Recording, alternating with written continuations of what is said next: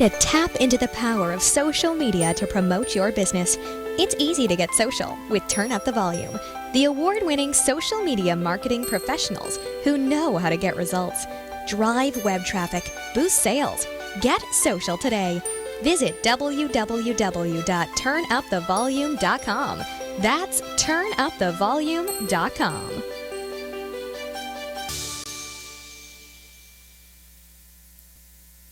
Imagine what it would feel like to lose everything. Your job, your home, your family, your dignity. This has happened to thousands of the men, women, veterans, and young adults we serve at Working Wardrobes. What do we do to help? We provide career development services, life skills workshops, job skills training. We provide the perfect interview outfit, and we get clients placed in jobs. Call Working Wardrobes, 714-210-2460. Donate, volunteer, invest, hire.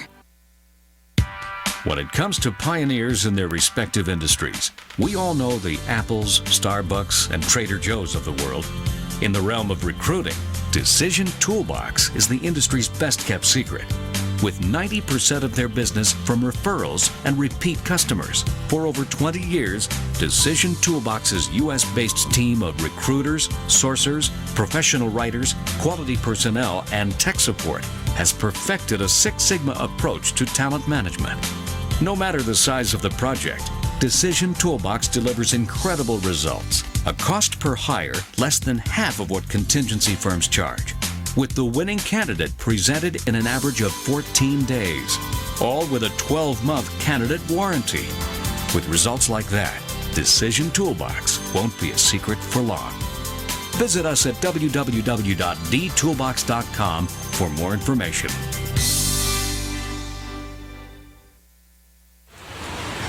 I'm on the observation deck of the Empire State Building to demonstrate how much material Waste Management recycles. As North America's largest residential recycler, last year alone, Waste Management recycled 12.9 million tons. How much is that? Let's do the math. Carry the 6. It's enough to fill this building more than 27 times. With experience like that, we're bound to have a program that can help your business recycle. Talk to Waste Management or visit thinkgreen.com. Do you want a free analysis of your inbound marketing? Do you want it in 30 seconds or less? Then check out Marketing Grader, the free marketing tool from HubSpot. It's simple.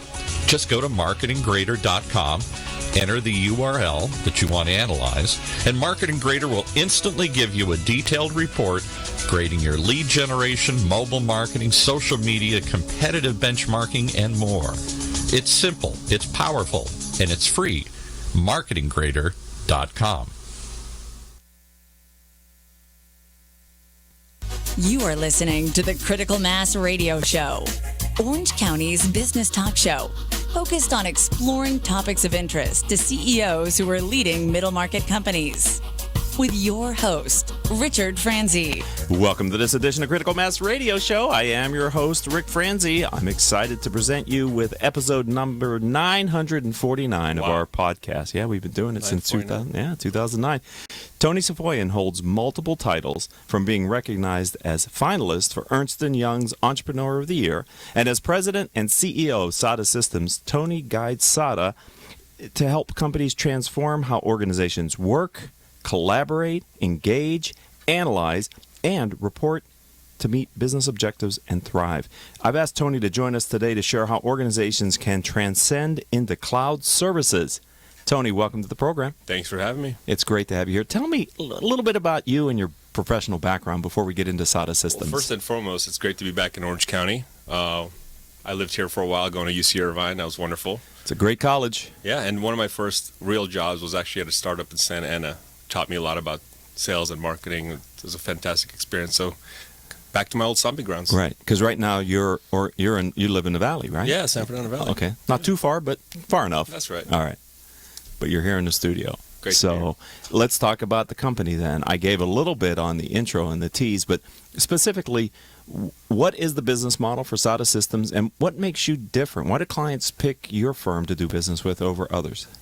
To go back to the history a little bit, so we've been around literally now for 16 years, which is a long time, and a lot of people refer to us as sort of a born in the cloud IT partner. Okay. which is funny because there was no cloud in 2000. No. It's been around for a long time. But there were clouds in 2000. There were clouds. But not these kinds. Cumulus clouds. Yes.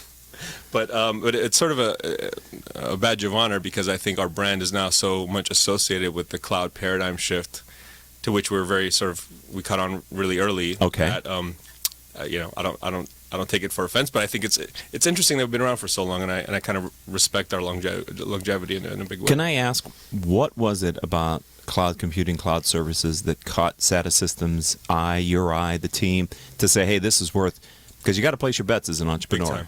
Big time.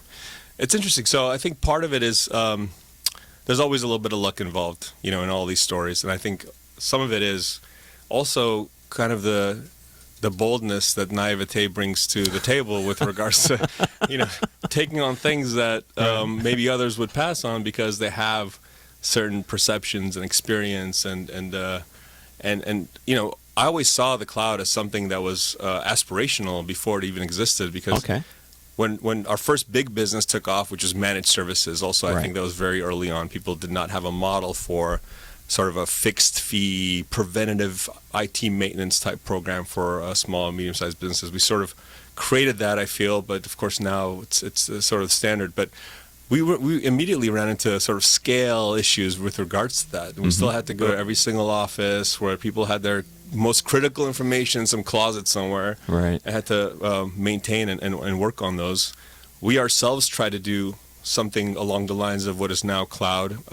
Two of our very trusted clients, we convinced them that we could host their email application centrally ourselves. Wow. So you took it off premise, and would you put it into your place then? No, we actually leased some data center space. Okay. So we deployed some technology around Terminal Server and Citrix, and literally through any browser window, you could access your email and everything, and it didn't matter what machine you were on. It was no longer sitting in your closet. Right. We immediately discovered how expensive that is to do for us from a capital expense standpoint, and also how difficult it is to provide 99.99% reliability. Right. So we actually ended up pulling it back and putting those customers back on premise. Thankfully, we kept them both through our great relationships and great service. Yeah, you're lucky because that could have damaged it. Right. Really badly. Right. And then sometime shortly after that, I ran into this article. I think it was sort of in the Southwest Airline magazine or something around Google's enterprise program or product. And I think that year Google was number one on Forbes most valuable brands list. Okay. And I was like, well, nothing bad's going to happen from partnering with Google. So I partnered with them, and all they had back then was sort of a search technology that you plug in their box behind your firewall, and you could find all of your internal company information the same way you could find any information that's public on Google.com. And we thought that was exciting. Convinced my father that we should spend $10,000 on this thing, which was a fortune back then, especially relative to the fact that the Microsoft partnership cost $800, and the Google partnership cost $10,000. We did get a $30,000 search box out of it and a T-shirt, which is great. And then we did what we knew how to do, which was develop connectors that talked to Microsoft systems. And Google's enterprise team was extremely small back then. They saw this work, and they're like, oh, these guys know the Microsoft stuff. And they tapped us on the shoulder and said, hey, we're coming out with this thing called Google Apps for your domain, I think it was called back then. If you do these 10 things, we'll make you a launch partner. Wow. And when they described it to me, I was like, holy cow, this is what we were trying to do ourselves. Right. But with Google now, we don't have to worry about building the infrastructure and maintaining it. Google was going to do that. We could just sell and deploy it, right? Right. You would think they'd have more resources. It certainly do, and a lot more even now. But so that was kind of how we ran into cloud. But to us, it was not a question of if this was real or if it was a fad or some kind of risk. We immediately saw it as the future, and we kind of went all in, which is important. And so, what type of client do you service? So it's changed. It's evolved. So back then, so our search endeavors, by the way, were a complete failure. We didn't sell a single search appliance back then because our average customer was like 12 employees, and they're like, we're not paying $30,000 to find our documents. It's right over here. But that was the entree to apps, right? Sometimes these things are accidents. But so I think over time, we've been sort of pushed up market, I would say. Okay, good. Good. I think it's great. Right. I'll tell you a little more about my philosophy around where I think the great opportunity is. But immediately the Google partnership gave to us our first big name out-of-state customer. Northwestern University was the first customer that Google brought to us to deploy Google Apps, because universities were doing it in mass back then. It was free to them. Okay, right. They all had sort of an old Unix-based system that they gave the students. Do you remember Pine? No. Pine email, Unix? No. It was this green screen email. They're like, well, we can either do this ourselves or use Google's for free. And that was the sort of big market back in the day. So we were deploying the second ever Google Apps implementation in the university, and we'd never done it before, and nobody had, and it was super interesting. So education became a big market for us. Education. State and local is now very big for us as well. But, we've been pulled up from sort of the super small to what we define as the mid-market being our sweet spot, and everybody has a different definition. They do, what that yeah. is. So what's your definition? It's sort of, around 250 to about 10,000 employee space. Really depends on segment and vertical, but we feel like that's where tons of the opportunity is, because the kinds of things that Google and Microsoft and Facebook now allow those size companies to do, they just couldn't do before. It was cost prohibitive and complex. They couldn't do business intelligence. They couldn't do machine learning, analytics. They couldn't do real-time collaboration. Those things were for the Fortune 100. Exactly. The domain of the few at the top, right? Yeah, who have the teams. So the best thing that's happened in the world of cloud for me, as far as the industry is concerned, is sort of the democratization of these amazing things. Well, technology has democratized business. 100%. You can do things now at a small and middle market that you could only dream of before, at a price point that you can actually afford to scale. There's nothing that a 20% company can't do that GE can, essentially. Right. To kind of simplify things. Right. So that's exciting. So super exciting. We have just a few minutes before our first commercial break. And don't go anywhere. If you're listening to us live here on the OC Talk Radio stream, or possibly you picked us up on iTunes or Stitcher or one of the other podcasting services, I'm talking with Tony Safoyan. He's president and CEO of SADA Systems. I'm going to ask you after the break to talk about the core values of your company. We've talked outside. I want to go back inside. But before we get there, I heard you say your father, you talked to your father. So is SADA Systems a family business? Absolutely. Who started it? My father started it with actually 3 other partners at the time. Okay. I joined shortly after when the OC-based startup was going under, like all of them were. Right. And it's remained a family business that's self-funded, growing 40% a year for the last 10 years, which is a phenomenal... Come on. Yeah, it's a phenomenal achievement. 40% a year for 10 years. Essentially. Congratulations. Thank you. That is not easy to do. I don't care what industry or what segment you're on or niche. That's true. I appreciate it. That is fantastic. So let's take a commercial break. It's only one commercial, ladies and gentlemen. It's a commercial for me, so I hope you'll stay and listen to it. And when we come back, Tony's going to talk about the core values of SADA Systems and how they kind of relate to their interactions with their clients as well. So we'll be right back after this one word from Ric Franzi. Richard Franzi is the author of 2 popular business books for CEOs. His first book, Critical Mass, The 10 Explosive Powers of CEO Peer Groups, was the first book ever written on the secret value of CEO peer groups. His second book, now with newly updated information, is Critical Mass, The Power of CEO Guiding Principles. Richard's books contain powerful information to help CEOs running middle market companies gain valuable insight to improve their decision-making skills. Richard's books are available as paperbacks or Kindle versions from Amazon.com. To find them, type Richard Franzi in the search box. And welcome back to this edition of Critical Mass Radio Show. I am your host, Ric Franzi, and I told you we'd be back very quickly. All of our shows can be heard anytime on iTunes, Stitcher, Spreaker.com, several hundred former guest websites whose CEOs have appeared on the show, and the companies put the interview on their website. Since 2009, our show has reached several 100,000 listeners through the live stream here on octalkradio.net and our variety of podcasting platforms. Simply type in these 4 words, Critical Mass Radio Show, into your popular podcasting software that you use, and you'll automatically, like magic, start getting the weekly shows that we do here on octalkradio.net. As I said before the break, I'm talking with Tony Safoyan. He is the president and CEO of SADA Systems, and I wonder if you could share with our audience a bit about the core values of SADA and why is that important? Great question. Let's start with why it's important. I think Okay. We're sort of in a time where the only constant is change, and change is happening faster than ever. It's just a sort of a transformational time in history, especially when it comes to technology. Yes. So it's important when you're growing this quickly and hiring the number of people we're hiring and taking on things that have never been done before. I think it's important to ground yourself in, what's hyper important, and it starts with core values. Right. And we have 5. Okay. And they're designed to be easy to remember. I'm going to sort of go through them now, and I can double click on that if necessary. But the core values actually lead into a lot of things like core focus and sort of the unique elements of what makes us great. But without that, you can't really have a true north, and you can't recruit and hire and retain the kind of people that you need to do what you need to do. Right. And also the type of clients you want to serve and the type of projects you want to do. I think that's important to be oriented in something that's widely known within your organization and circulated everywhere. Right. And so they are. Do the right thing. It's important, obviously, in all aspects. Be one step ahead. Be a change agent.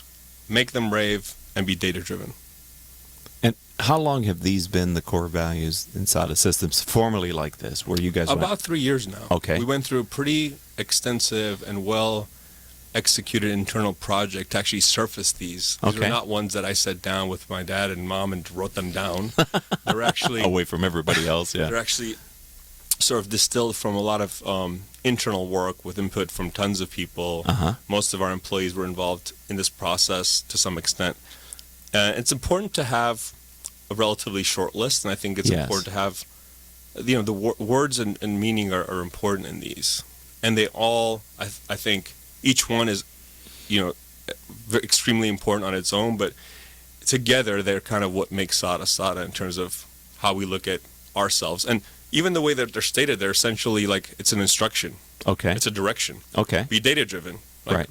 If you want to make a point, or if you're part of a debate, or trying to make a decision, gotta have the data.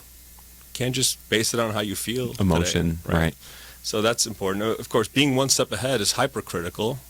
Our brand is doing things people have never done before. Being first to market with Yes. apps and Facebook's workplace product, or Google Cloud, Microsoft Cloud products when they came out to market. If you're not thinking several steps ahead, kind of like how we ran into the cloud industry in the first place, that's not SADA. So, how do you know you're living these values? How do you test it? It's a really great question. I think we go through ebbs and flows and sometimes we feel like we're not quite executing on these all the time, or they're not top of mind all the time, and you have to set frameworks that remind you and everyone else what these are about. And part of what we do is we have these sort of spot recognition elements that anybody can give to anybody. Okay. And they're tied to one of these things. Okay. So if you There observe you go. someone, Right. making a customer rave, that's the kind of feedback you provide in a very visible way. So it's Right. one way to reinforce Okay. what that means. So, how do you hire for your culture? Because these core values, they inform your culture, Absolutely. right? That is the foundation of which the culture is built upon. That's right. All right. So, tell me your hiring process that allows you to make sure you're bringing in people who understand these and like and agree with these concepts. You've hit upon what I sort of continuously refer to as the biggest challenge Okay. and the biggest competitive advantage over time Exactly. to any company like us, especially service company, but really any organization. It is essentially the combination of the talent that you have and the kind of people that you have and their culture. I mean, that is SADA. It is Right. the aggregate of who we are able to attract, retain, hire, and grow. In fact, recently we've hired a dedicated head of talent acquisition. I mean, that's a Okay. real job. Right. With and- some amount of importance. I mean, you Critically does important. create the position, but they actually have influence in the organization. I mean, their only job is to help us figure out how to and then go and execute the best talent in the country, in the world, because without that, we simply can't execute on what we're trying to do. And you're in a competitive space, right? I mean, there are a lot of options for people with the kind of talents and skills that you need to go to work for. They're in demand. Extremely competitive. It's actually, there's two sides of this. One is actually a really positive thing. What we're finding today is with tech kind of doing what it's doing, and some changes in sort of the perception of Wall Street, some of the brightest minds, technical minds, mathematical minds, scientific minds in the world, in the 80s and 90s, they went and worked on Wall Street. Investment banking. Now, they really want to work in tech. Oh, wow. Because, A, we're able to pay, right. Much, much better. But also, there's sort of, people want satisfaction and fulfillment. They want to go build things and do things and change the world, not just sort of create, financial models, right? Right. And I think to some degree that's making the talent pool larger, but especially being on the West Coast in California and really anywhere now, the world is essentially not producing the amount of talent that we all need right. to do what we need to do, especially in the new areas. Right, especially in the areas with high training and high skills. Especially in areas like data science. Yes. Data is the new currency. We don't have problems getting the data anymore. That used to be a challenge. You just can't. Where's the data? Yeah, you can't find it. Now it's like, how do you make the data meaningful? Well, you were talking about business intelligence earlier, right? That is really a powerful business decision-making aid. Data is the new currency. Yes. So I want to come back to your employees. Yeah. My philosophy is the secret to sustainable competitive advantage is developing a workforce that is engaged. 100%. Because it's hard to do. It's really hard to copy. Yep. If a competitor comes back and says, I want to do what SADA Systems says, their people are great, and they just can't automatically make Correct. that happen. Do you think having core values, building the culture on that, reinforcing it, is enabling you to have an engaged workforce? It's always a work in progress. This is some area that, we're never fully satisfied. But when I look at, let's say the last 20 hires, by the way, we're up to like 160 people now. We have 30 open requisitions. Oh, my goodness. We just expanded to the 7th floor with 8,000 square feet more in headquarters, and we'll be out of space in 6 months. Are they all in the same facility? 90% of our workforce is headquarter-based. Okay. Which is also a model that's shifting, by the way. We have a DC office. We know we need more regional presence. In fact, it's an Irvine, Orange County office isn't too far away. But these are big decisions, though. Huge. Right? Especially when we talk about culture and employee engagement. And now, all of a sudden, satellite offices and... It becomes harder. It does, because you're not there. But part of it is, where are our clients, right? They're everywhere. Right. And also, where's the talent? I can't get everybody to move. I can get a lot of people to move, and we have. Their whole families, kids, everything, thousands of miles. That's impressive. Across state lines and country lines, but we know we need to do that. But, this is where we have to compete and win over the long term. Right. And it is, to your point, the biggest barrier to entry, the biggest competitive advantage over the long term. Because a competitor can copy your business model, your website, your messaging, your logo. So those things are very temporal. Yeah. But having an organization where the employees give discretionary effort because it's the right thing to do, nobody has to look over their shoulder, that also, I think, from a leader's perspective, enables growth, right? You can 100%. Scale a business where people are pitching in and rowing along with you much easier than if you have to do that for everybody across the business. The formula has become a lot more complex, right? It used to be essentially a coin-operated model. Pay people more, they'll work better. Right. Pay people more, you'll get them to move.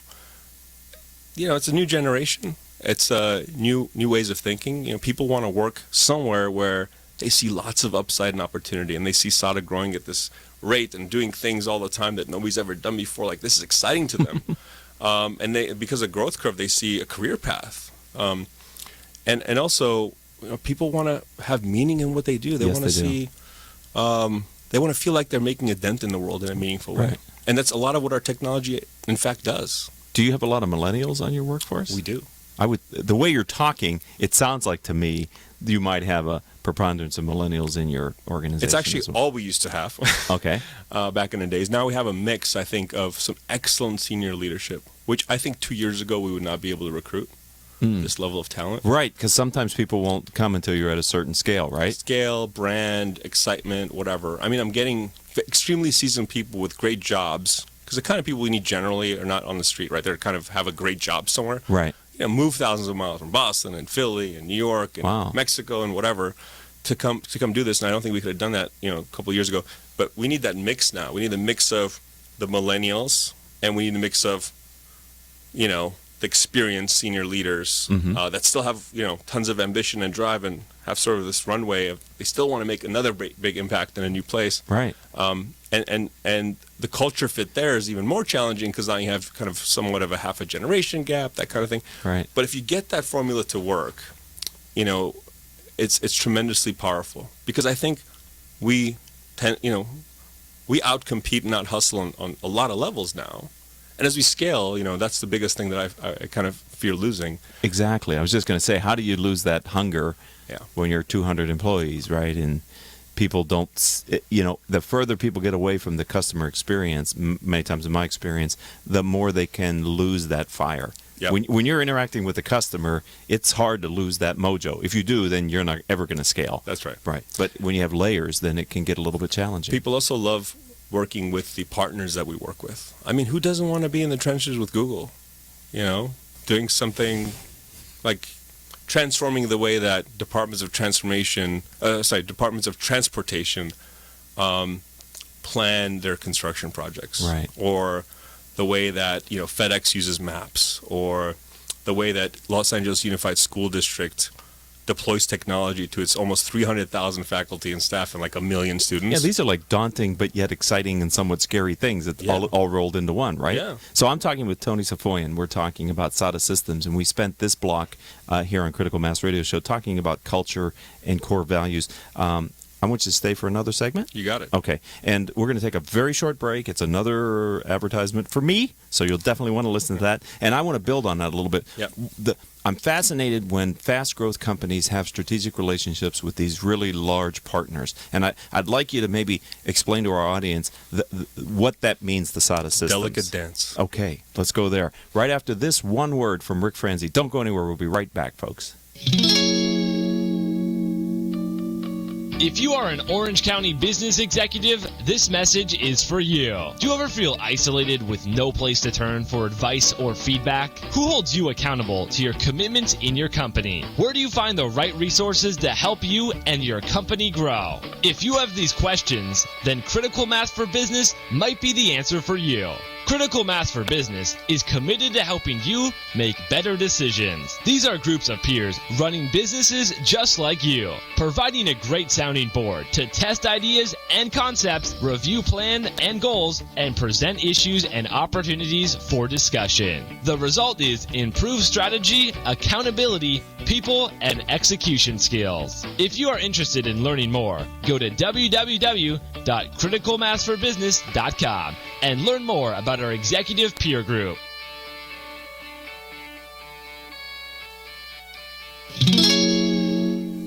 Welcome back to this edition of Critical Mass Radio Show. I have in the studio with me Tony Safoyan, and we're talking about his company, SADA Systems. And I'd just like you to know that each week we send out a newsletter with our radio show guests and a little bit about what's going on. If you'd like to be informed about upcoming guests, and we only send out one newsletter a week, it's really easy to register. Simply go to any one of my pages on my website, Critical Mass for Business, and at the bottom you'll see a guest list. Subscribe now. Just put your email in there, hit send, and like magic, we will start automatically sending you one email a week that has the list of our guests, so you can stay informed of who's going to be on Critical Mass Radio Show on the live stream and then as the podcast. So before the break, Tony, I said I wanted to ask you about the delicate dance with companies like Microsoft and Google. Can you kind of explain how that relationship has enabled your growth and kind of the partnership?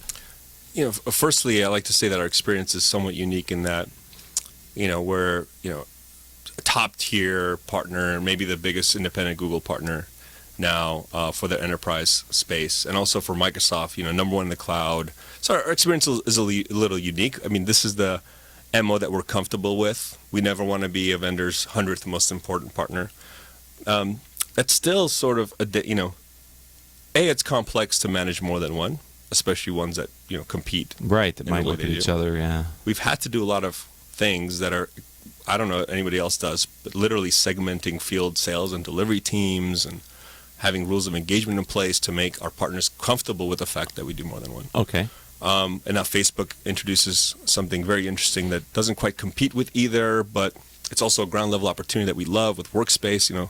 Nobody's really quite solved the social engagement challenge in enterprise, and I think Facebook has a pretty good chance of doing that. But you're dancing with elephants. At the same time, you're extremely important to them because they can create all the great technology in the world, and none of it will be deployed without partners. Right. And in some cases, there's certain things that we're simply better equipped to do or have built expertise around that they're never going to do this. So they need us. Mm-hmm. But at the same time, we're sort of at their mercy, right? Their product evolution strategy, right? Their partner model strategy, their incentive programs. So what I think we've differentiated on to some degree, and part of the contributor to our growth is, as long as those changes are generally, there's an even playing field related to the changes, and there's always changes. Right. Our ability to respond and take advantage of the upside, even though there's a downside, has made the difference. Our agility. What do you do when Google kills, the hardware version of their search product before they release the software version of their search product, right? What do you do? I don't know what you do. I don't know. And, just our approach and creativity and customer orientation and how we handle that is, I think, what makes us outperform at times of great uncertainty. Mm-hmm. So, if there's someone out there listening who's not a CEO and a business owner, maybe they're an entrepreneur, or maybe they're a high-performing employee, and they hear this talk, what type of people do you look for to come to SADA Systems? If you could speak to them right now, what would you tell them to expect at your firm, and who are you looking to attract? We love people that have, a talent that differentiates them. I could point to a person and say that person is amongst the best in the world at what they do, and it's very specialized. Okay. 2 is, a natural customer orientation. Not that customers are always right, especially in tech. They're often not. But your dedication to and courage to lead customers in the right direction that ensures their success in whatever their projects are. Just having that innate customer service orientation is critical. And then, we want people that are truly enamored with this concept of having a real impact in the world, of changing the world in a small but meaningful way. I think that's my Twitter introduction of myself is changing the world in small but meaningful ways. I think, the work we do does have impact. When you move entire school districts or states to cloud platforms, or even, small businesses sometimes even feel a greater impact. When you see how their business transforms and the way that they're able to do what they do better by virtue of your work, right, that's very fulfilling.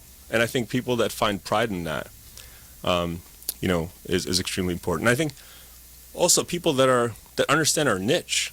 I think for any entrepreneur, any business person, being unique, and it's not just about being the best at what it's being essentially in aggregate one of a kind, right, in what you do. And I think people are attracted to our cloud vision and our propensity to say no to a lot of other things. Mm-hmm. People that understand that as I think that kind of rounds out the key qualities. So I'm guessing here, tell me if I'm guessing correctly, that your organization encourages people with ideas and breakthrough thinking and solving problems uniquely, just kind of the kind of people that you're looking to hire. I would sense that's a quality they bring with them. I have so collaboration and a complete open door policy. We don't believe in a lot of red tape and hierarchy. Hierarchy is good and it's important, but there's never an issue with anybody walking in my office, both for their manager to be offended and for me to be like, I don't have time for you. Because frankly, some of the best ideas we've ever had have come from all sorts of places. I would think. They're the closest to it. That's it. They understand it. Yeah. I marvel at companies that either have a business model that's predicated on technology or that are in technology, because the rate of change of the underlying business is so fast, coupled with customers' expectation of what could be done based on what they've heard, either truthfully or not, that you're always in this sort of tug-of-war a little bit with your clients where things are moving so fast under you. You got to keep reinventing yourself from its delivery of service, but you also have to kind of rein in the customer a little bit about their expectations. we're incubating 4 or 5 new practices all the time, right? Sky for Business, wow, they're going to transform, the telecommunications industry in the U.S., $50 billion opportunity. Okay, we got to do that, right? Full stack, we have to, Google Cloud Platform. People are doing things like trying to cure cancer with it. So pretty important. Right. Got to get on that too. So that's critical. It's important. We have a high tolerance for the unknown and for pain. Right. And for uncertainty. Experimenting a little bit, right? We have to. But you also have to protect your customer from too much experimenting, right? 100%. Because they're deploying business-ready solutions. At the end of the day, if it goes bad, it's always our fault. Right. It's not Google's fault or Microsoft's fault. Right. So You should have known. We're always Tony, holding back. Yeah. I expected you to keep me out of trouble. That's where the customer service orientation is important. Our business actually depends on, and it's a model that was very, very new. I think the community is barely understanding it, but because we resell most of the technologies that we implement on a subscription basis. Okay. Actually, that's part of what contributes to the growth, the sort of compound effect of recurring revenue. Love that business model. Right. So a lot of organizations say they depend on customers for life. It's actually an existential issue for us. If we don't renew at 96 to 98% all of those subscriptions, we can't fund the next level of growth. Wow. So it's that critical for us. So let's talk about the future, Tony. You'll come back here, and at some point in the future, we're going to talk about SADA systems. Where do you see the next level of the company being? So I see, hopefully, continued rapid, profitable growth. I tell my COO he has two instructions. One is grow at 40%, and 2, don't run out of cash. Okay, which is a challenge. which is important. Huge. So, the only key barrier to growth to us is our ability, again, to recruit top talent. So careers at SADA Systems, please search for that, or sadasystems.com/careers. We're 160 people now. Just this week, 5 new people started. And 30 open recs, you said? 30 open requisitions plus. And we're hiring people all around the country now. And, that's critical. I think you almost said around the world. I heard you say Mexico earlier. Well, we're recruiting, we're moving people from. Okay, right. But we're very sort of North American. Because this is internet, so who knows who's listening to this? So there may be somebody if you want to move in foreign to the US, land. we do the whole visa thing. Okay, perfect. But and Southern California is beautiful this time of year. I always interview East Coast people in January. I always fly them over in January. It works. It does work. It's a great closing tool. But so I see us, it's critical that we kind of latch on to the next big waves of innovation. I think Google Cloud Platform and its ability to do sort of image recognition, machine learning, analytics, same thing with Azure Platform, same with sort of the transformation in social engagement and employee sentiment analysis that Workplace will provide with Facebook. I hope we continue to be number 1 and number 2 in the space that we play. I hope that we have more regional presence. We're taking on bigger and more ambitious projects. And, staying sort of top tier in what we do is critical for us. And I hope that we retain what's unique to us as we scale and we grow. So I'm talking with Tony Safoyan. We're talking about his company, SADA Systems. So as you've scaled the business and you've kind of increased your footprint, you must be encountering different kind of competitors as well, I would think. Are you seeing different people kind of seeing you now? Yes and no. So just talk numbers because I think it's important. So I think this year we'll finish, revenue-wise, about $65 to $70 million. We have a clear path to $100 million next year. So we're not that small anymore, which is exciting. So we can do a lot of things. But if you look at the Facebook at Work launch partner list, the global list, only a couple of traditional IT services companies. A lot of them are digital agency consulting firms. The nature of our work is changing. So are we seeing different competitors from that standpoint? Maybe, but my thesis continues to be true, is that the mid-market has traditionally been underserved by software vendors. Yes, I completely agree. But continues to be, and will continue to be, underserved by great consulting organizations. Here's why. Most of us never make it out of the SMB space. Right. Those that kind of get to our customer size and segment generally either get acquired or take a bunch of money and they have to change the strategy. Right. Cloud Sherpa's acquisition by Accenture changed what they do. We used to I used to have nightmares about those guys. We don't even see them anymore, right? New Signature out in the East, they took some money and their strategy changed. So the traditional thinking is you have to move up market. You have to compete in the Fortune 500. So the space is kind of there's a perpetual vacuum, and I Good. think that's where we can make the biggest impact. And a 5,000 employee company, or 1,000 or 2,000 employee company, like First Team Real Estate down here in Orange County, Sure. or BCBG, Very well known or all brand. these guys, they have big problems that are sort of not just IT problems; they're really line of business problems. Okay. And they will absolutely spend a lot of money on projects and ambitions that have a tremendous ROI. Right. So underserved, that's where we kind of excel, and we're not, there's not tons and tons of competitors there. Okay. I think that's where we can continue to win. Well, just to build on what you said, we have just 2 minutes left here on Critical Mass Radio Show with Tony Sfoyan. Large corporations have a CIO and a CTO, and they understand the strategic implications of technology, and they place bets on technology, and there's actually an expected ROI for that, and there's a lot of pressure on people to deliver. Hence the churn in those positions at a lot of large corporations. Lower middle market and middle market companies tend to not have anybody. Maybe they have an MIS director, but they really maybe strategically don't have anybody around the C-suite who's talking about how technology can make a difference in their business. And as you're explaining today, it can make a radical difference in their business. And if they have the right partner, they don't need to hire the CTO. They just have to pick right on the partnership. It's okay to have a CTO. Actually, we prefer to have leadership there. But because of the perpetual underserving both by vendors and systems integrators, the CIO or the CTO, they've been the office of the CIO, which is when the line of business comes and says, I want to do this big, ambitious project. They're like, we don't know how to do it and we can't afford it. So, no, right? Yeah. So cloud is changing that. And what we work a lot on is actually bridging the gap between the CIO's office and line of business. Okay. Making them friends. Okay. Making the CIO the hero. Beautiful. Because actually funding for a lot of these projects is now coming completely out of the IT budget. Right. A lot of business is funding these big projects, but we have to have buy-in from the leadership level down for these things to be successful, including buy-in from the CIO or the CTO. That's what I think we're starting to do really well. So if someone wants to learn more about SATA systems, maybe there's somebody out there who would like to consider an employment opportunity with you. How do they find you online? SADASystem.com/careers. How do you spell that? SADA systems.com/careers. Also, Twitter @Safoyan is my handle. You'll always find everything else from that. And just Google us. Can you spell Bing us. Safoyan? Absolutely. @SAF like Frank, OIAN like Nancy. And we're also on the Facebook page of OC Talk Radio. There you go, baby. Yeah. Okay, last question. I thought that was the last question, but SATA Systems, what's the name mean? Good question. So, acronym of the last names of the original four founders. Okay. Only the S remains in Safoyan, but we've kept the name. Okay. Kind of like it. Got it. Yeah. All right. Well, this has been a pleasure.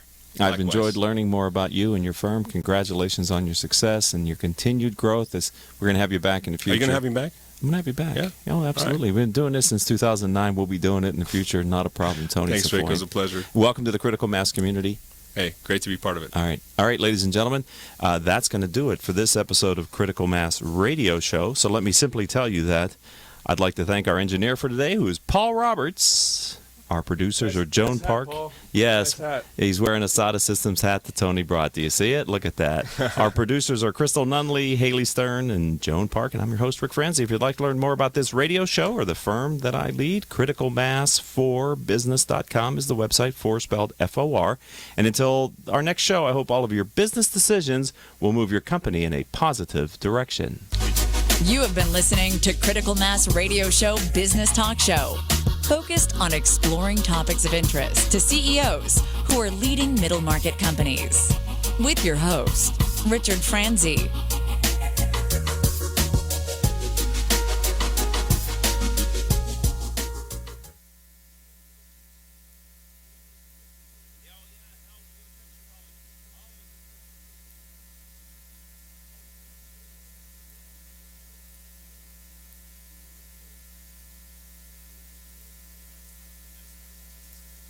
Support for this podcast and the following message come from Discover. Become a new card member, and at the end of your first year, Discover will match all the cash back you've earned, dollar for dollar.